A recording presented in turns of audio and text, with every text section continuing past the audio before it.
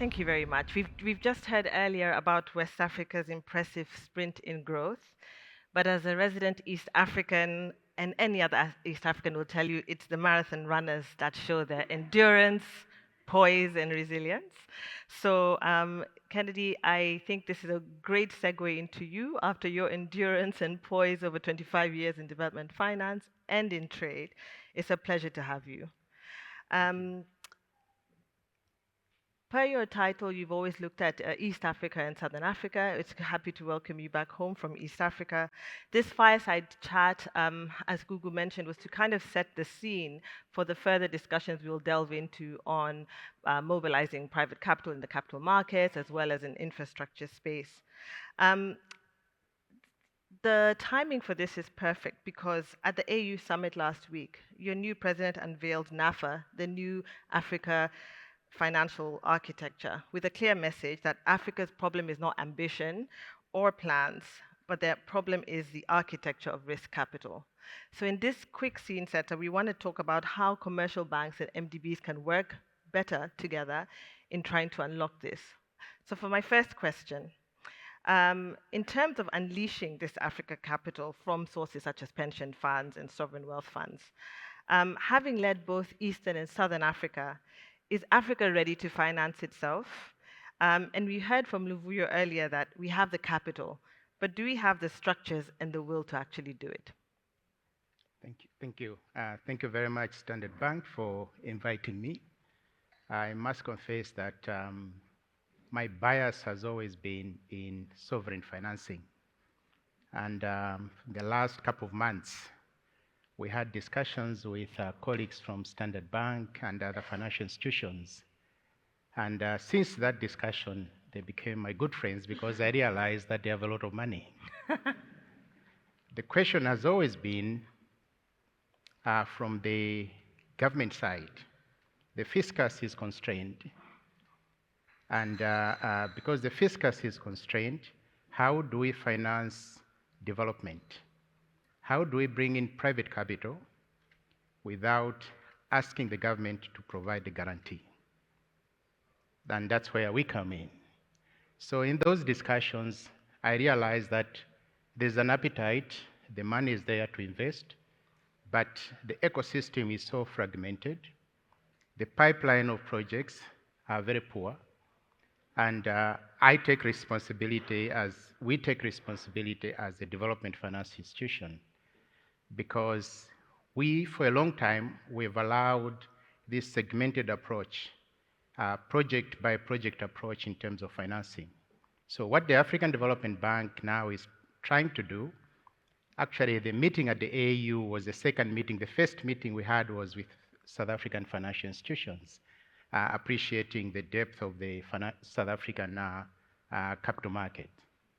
So in this discussion, we are saying that this project by project approach creates problems. Problems in terms of how many can you chase, how many projects can you chase, how much capacity do you have as financial institutions to chase projects. So African Development Bank, with the support of the financial institutions, we're trying to create a platform where we can bring all this segmented ecosystem into one.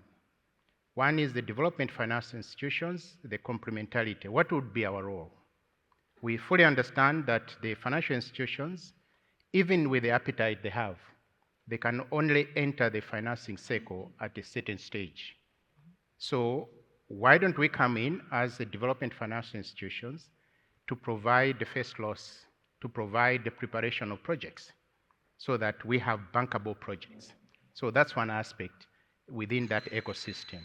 Then what role can those who provide guarantees play? What role do commercial banks and other investment vehicles play so that we're operating from one platform? And instead of approaching a project by project, we are approaching a portfolio. We are approaching a program. So in that way, then the risks become much more predictable because Africa has this Africa premium, which is a risk that is exaggerated. And that's all the ecosystem is all about. If I may add, The other issue is retuning how government looks at projects and delivery of service. So most of the pipelines, the pipelines from our side are government pipelines. So we'd like to graduate those projects into projects that the private sector can finance. But we have to change the way the government thinks. We need to work together to inform the government and to remind the government that your role is to ensure that the citizens are receiving a service, irrespective of who is providing it. Then you can do the regulatory aspect of it. But in traditionally, governments, and we've encouraged it, that the government should own the instrument for delivering the service. It's not about the service, but the role of government is about the service, no matter who produces it. And that's where the partnership comes in. And I think with that partnership, we'll see now productive use of these resources and being able to provide the services to the citizens and to the private sector and so on. So that's how we look at this platform that we're trying to work with other financial institutions. So you mentioned the risk premium that Africa faces. So, Moody's shows that Africa and the Middle East have the lowest infrastructure default rates, below Western Europe, and a third of actually South America. Yet we are the home of 20% of the world's population and only attract 2% of global infrastructure investment. What do you think is the cause? And how can we help our governments, to your point, secondly, and capital providers bridge this gap?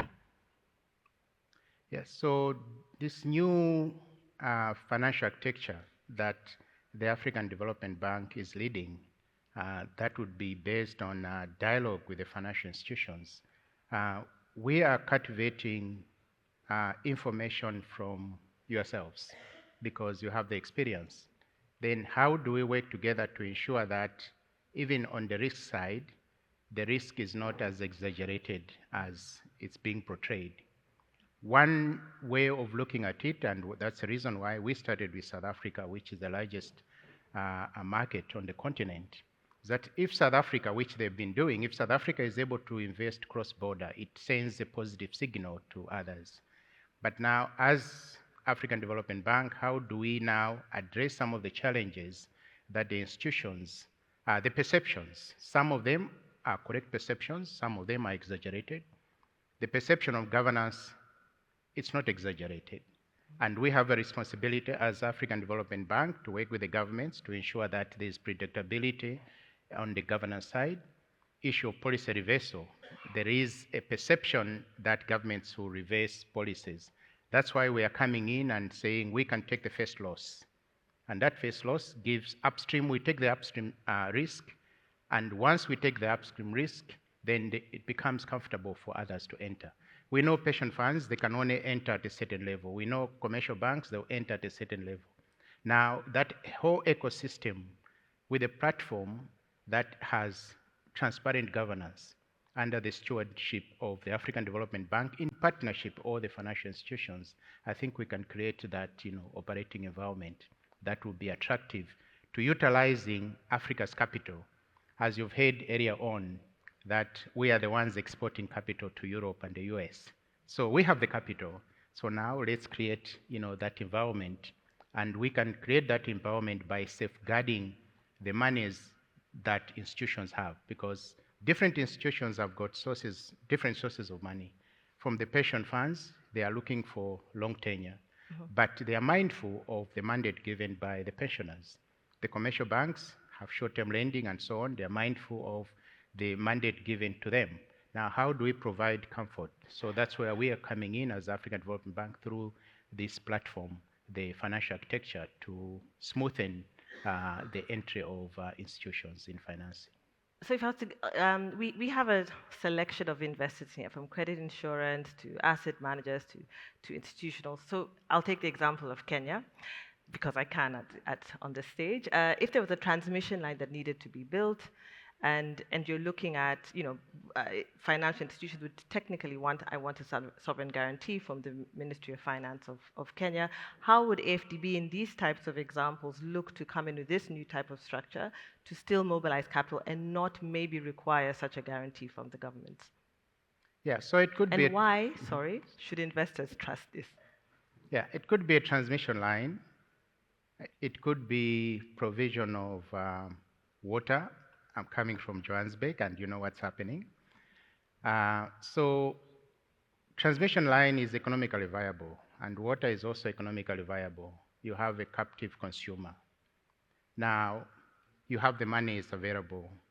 Why not create a special purpose vehicle with the guarantees? Because also what the African Development Bank is doing is to consolidate all the guarantee institutions so that you have one platform that you can seek a guarantee from. So you have a guarantee where we are taking first loss, but we are also investing in that special purpose vehicle. So the government is, what I was talking about earlier, is retuning the government to say, you don't have to own the transmission line now. The transmission line is a bus taking kids to school, and you pay for the ticket. So you have a transmission line from point A to point B, transmitting from a generation plant to the gate of the city. So this line is funded purely by government and is charging the institution, the distribution institution, which is the government. So instead of the government investing upfront capital, the government signs a concession, and that concession is protected by institutions like ADB and the like. So in that case, why do you need a guarantee from government? You don't need a guarantee from government. Government is one of the investors. They will get returns. After 20, 25 years, you can hand back the asset to the government. And the government, I'm telling you, by that time, they'll tell you that, no, keep on managing it. Because the government role is to provide the service, not to own the instrument of providing the service. So the government is saying, we would like you to provide the service at an affordable rate. It can be with water. So you bring in water, back water, to the gate of the city. And the city council buys back water, concession. They don't need a guarantee from so it doesn't affect their balance sheet. So how the government is going to charge its citizens, it's up to them. If you want to charge zero rate, it's up to you, as long as you are paying the investor for that investment.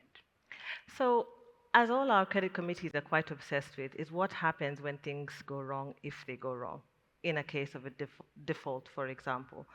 And they'd want to understand why in this structure do we think it may be a bit more solid than a typical structure where they know if you default, I go straight back to the government. This is my IOU, well, your IOU to me. What makes your structure, I guess, what should give us more comfort? Yeah, we are AAA rated, so that already gives you comfort. From the countries that have defaulted on ADB, maybe 2 or 3 countries. That's a plus, rate that you cannot contest. So having African Development Bank as a partner that is providing that platform should give comfort. It doesn't mean that you should not question or interrogate the bank. But the bank is also getting information from the investors because a number of investors, including Standard Bank, have done cross-border investment way before the government's liberalized. So they also understand the terrain.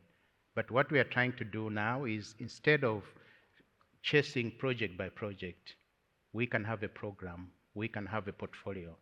And then based on that portfolio, we can be able to have predictable assessment of risk. So that risk premium then comes down. So that's one part. The other part on the risk, if I may add, is we are talking to governments. Part of it is it's an own goal that we score. When the likes of Moody's and so on, they come into countries to do assessment, what we realize is that government officials have not taken them seriously. So they draft a report, they give the government 48 hours to comment. The government doesn't comment, and they get away with it. So we are working with our country economists and with the governments to say, let's start taking this seriously. Where you need to challenge them, please do, so that this exaggerated risk, we are able to manage it. And maybe a last question, just following from the panel before on this issue on trade. So when we look at capital and trade, we see that governments separate them, conferences separate them. Um, and Gula mentioned 50% of Africa's GDP is based on trade. And it generates the revenues that ultimately repay the infrastructure development. Leaning on your academic training in trade as a trade economist and your work in it, why are we still mobilizing capital without starting from trade flows? And do you think it's important to combine the two? Yeah, it is important in the sense that maybe let me start from my theoretical point of trade, that there are winners and losers in a free trade agreement. So you have to manage the losers. Who are the losers? Who are the winners? The winners are those who have really productive structures. So if you open the border, they will be able to export immediately. So for example, in Southern Africa, South Africa is the winner because that's why you find South African supermarkets in Malawi or Zambia and so on, and you don't find Malawian supermarkets in South Africa. So they are winners and losers. So the question is, how do you deal with the losers so that they develop confidence? So in the long run, it can be win-win. How do we do it? We should be able to fund what we call welfare enhancing free trade agreement. What are the constraints facing the countries like Malawi? I keep mentioning Malawi because I'm from Malawi, so I have to keep mentioning it. We have to provide facilities to build the infrastructure that is constraining Malawi from being productive. So for as long as Malawi is not productive or Mozambique is not productive, they will not see the benefit of free trade. Then they will close the borders. So that's where we need to come in. So capital is going to go to Malawi if Malawi has the enabling environment, the infrastructure. So if Malawi doesn't have energy, as much as the cost of labor is low, capital will not go there to invest because they don't want to go to Malawi and start building roads and start building energy plants and so on. That basic infrastructure has to be there. That's why it's important that we build the basic infrastructure to promote production. For as long as the low-income countries are not productive, they will close their borders. Because the trade that we're talking about free trade, but we are talking about free movement of goods, not people. Mm-hmm. So we've allowed movement of goods, but not people. So a bottle store that closed in Zambia or Malawi because there's ShopRite or Pick and Pay. So what happened to those owners? Those owners then, they come and cross the border because there's no movement of people. They are what we call undocumented. Now, you can have a debate where we say, let's liberalize everything. Capital will flow to where it's very low cost, and labor will move to where it's being demanded. So as long as now we still have a partial opening up of trade agreements, which is only on goods, but we're not opening up on services, we're still going to have this disjoint. Now, if you look at Europe, the Europeans invested a lot of money in the low-income European countries, Ireland, Spain, Portugal, and so on, to build infrastructure. And after they build infrastructure, they saw the benefit of integration. But in our case, we're having a problem to understand that we need to help the low-income countries to move up. Let's take, for example, DR Congo. I was in Congo last year. A burger at the hotel was $50 US. It's an opportunity, 150 million people plus. If Congo would grow at 15% per annum, you can imagine that we cannot even satisfy the appetite of those countries. So capital would follow where the infrastructure is available, where the operating environment is available, but governance, as some colleagues have already said, is critical also for capital to move in. Thank you. Thank you. And our last question, as last night we were challenged to imagine, because by imagining to do something, then we can create. With these holders of capital in the room, what one change of behavior do you think they could put in place that could materially accelerate capital deployment on the continent? If there was one thing you could mention to them, what would that be? I think the most important is the perception of risk. I think we can manage that perception, and in order to manage it, we'll rely on you moving in because you've had the experience. And that perception is one that needs to be turned around. If, for example, you ask Standard Bank, you ask ABSA, you have invested on the continent, how many of your assets have been confiscated by the governments? So that's the beginning. And with that, then we can start now the next phase of us also working with the governments so that we improve the operating environment. It's a very frustrating operating environment, I know, because even in my own country, I wrote to some senior official at the Revenue Authority that I'm exporting a vehicle. What do I need to do this? I've never received a response. 6 months later, no response. So we need also as government to be responsive. If it's a yes, make it a yes. If it's a no, it's a no. And be predictable, be transparent, where you can open up a tariff book, and what is in the tariff book you can calculate. And what you're going to be given is the same, the result is the same as what you have calculated. So we have a responsibility as African Development Bank to be able to do that. I hope I'll be invited next year so I can be able to say, okay, from what we discussed, we've been able to achieve 1, 2, 3 on the issue of pricing, that we've been able to work with the governments now. They're able to engage with the credit rating agencies, and we have passed on these messages to the government. We do have governance program in our policy-based lending, where we are asking government in terms of policies that they need to change. And that includes South Africa as well. Increasingly, South Africa has been very active in engaging us, and we're happy with that kind of relationship. So I think it's a risk issue is one that I would encourage them to work on. Wonderful. I'd echo that very much. Thank you so much for your time and for You're scene welcome. setting for the following panels, which we look forward to. Thank you.